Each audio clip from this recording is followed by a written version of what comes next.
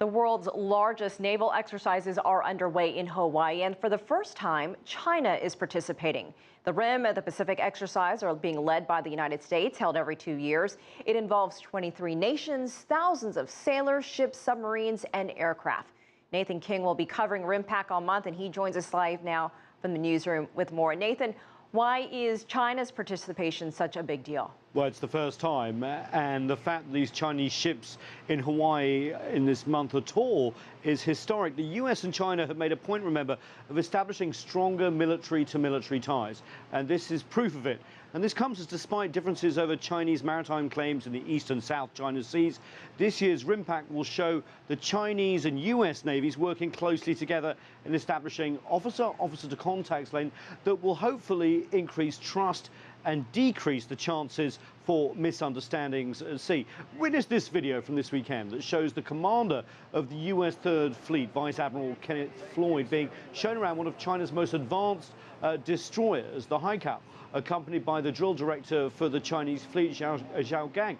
This is the sort of openness and transparency one sees often between friendly navies, not ones that distrust each other. And for China, this also is a chance, of course, to display the rapid modernization of its naval fleet. The Haikao, for example, has a homegrown missile offensive and defensive capability, often compared to the US Aegis-class destroyers.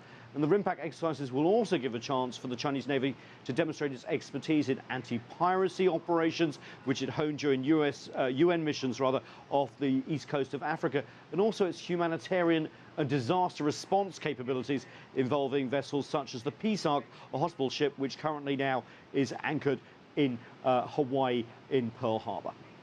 And Nathan, previously China viewed these exercises as preparations to contain China's rise in the Eastern Pacific. So is that changing due to the participation? Yeah, you're right. First of all, some history. These have been going back since 1971. They were a Cold War exercise to contain Russia. But in 2012, India and Taiwan, the region, as well as Russia, were invited to participate, but the People's Republic of China was not. And that led to suspicions in Beijing that this growing exercise was not so subtle effort by the US in alliance building at China's expense. But this year's invitation and the acceptance of that invitation has gone some way to dispel that thinking. Although these exercises can't solve all the strategic differences between the US and China, they can help ease tension.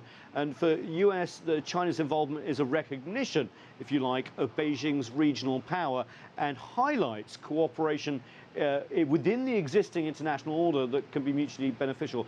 It's also worth bearing in mind, Elaine, that China will work closely alongside many other nations during the month-long RIMPAC exercises, including many Latin American nations, which are quickly developing strong military ties with Beijing. And we will be in Hawaii next week to bring you all those exercises. All right, Nathan King, looking forward to it. Thanks for that update.